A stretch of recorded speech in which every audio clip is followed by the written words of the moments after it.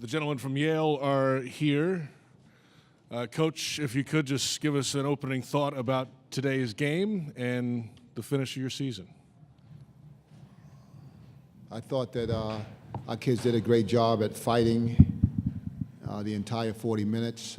We obviously didn't shoot the ball as well as we'd like to or well we have in the past, but the energy and effort was there, and you got to tip your hat to LSU for holding on to the lead and knocking down their free throws. But I was very proud of my young men.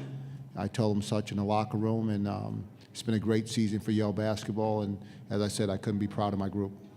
Thank you, Coach. Let's get some questions for the players first. We'll get them out of the way, and we'll get back to the head coach in just a moment. We'll start here on the right side. Yes, sir. Dave Borges, New Haven Register. Alex, what's the feeling with the team down 18 early in the second half that, you know, you guys obviously made the comeback. What's the feeling there, and what did you do to get back in the game? I'm so proud of this group and just the fight that we showed. We were in the locker room at halftime, and I think we were a little down for a moment, but we all kind of came together and told each other, look, we can do this. You know, we can fight back. We've been down before, and to come out and battle back like that and put on a show for our fans that were here and that were watching us across the country feels amazing. And I think it's just a testament to the guys we have in this locker room. Other questions for the players? Get your hand up. We'll get a microphone to you. Right here in the middle. Yes, sir.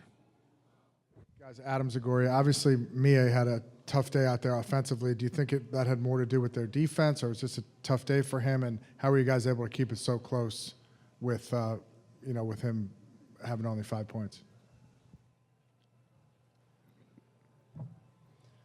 Well, I mean, I said this yesterday in our press conference, but I think, you know, we have a lot of weapons on our team that can contribute on any given night. So on a night when one guy, like tonight, Mie, maybe struggled a little bit from the floor, you know, there's his teammates are there to pick him up and help our team score points. So yeah, any given night, you know, anyone on our team can hurt you, and I think that's what made our team so special this year. On the right side, yes, sir.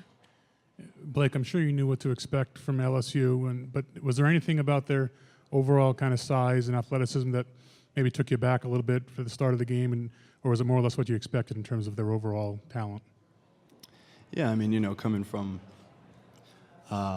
playing in our league to playing an SEC team, definitely very athletic and very strong inside.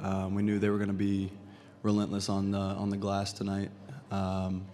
And they were, and I think we did a fairly good job of battling them on the boards. But yeah, definitely real big and strong down there. And but I thought we fought hard.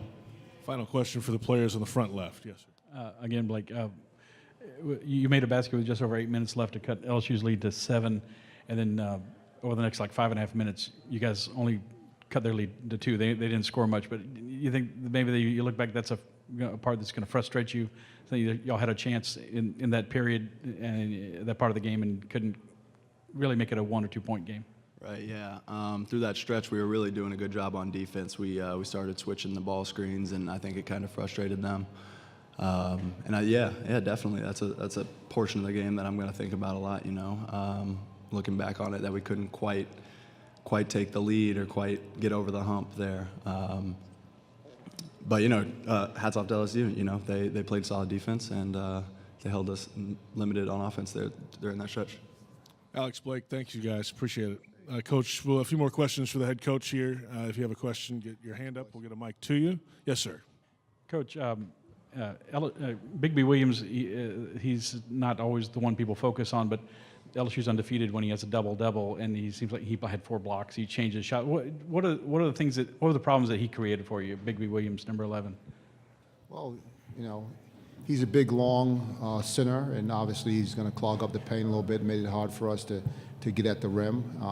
You know, he was able to score, and we fouled him a little bit as well. So, you know, anytime you get a guy that goes for a double-double, that's going to put a bite in the works in terms of what you're able to do to be successful. And, you know, he had a nice game for them, and so you got to tip your hat. On the right side, yes, sir. Yeah, James, with Mie, what do you think it was with him today? I mean, obviously LSU did a good job on him, but just never seemed to get on track. And how hard is it to win a game without Mie really having a big game? Yeah. My son's 13, and he's a big James Harden fan.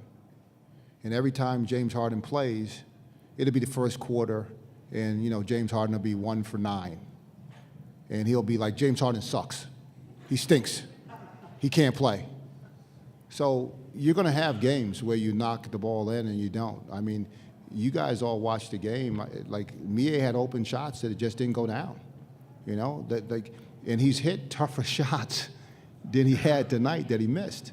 And so did they do a good job on him defensively? Certainly they worked hard to try to limit him, but he's good enough to get good shots, and we thought we got good shots for him, and they just didn't fall down tonight. So sometimes that's going to happen to you, and you just got to live with it. Any more questions for the head coach? Final moments. Coach, thank you very much. Appreciate your time. You're welcome.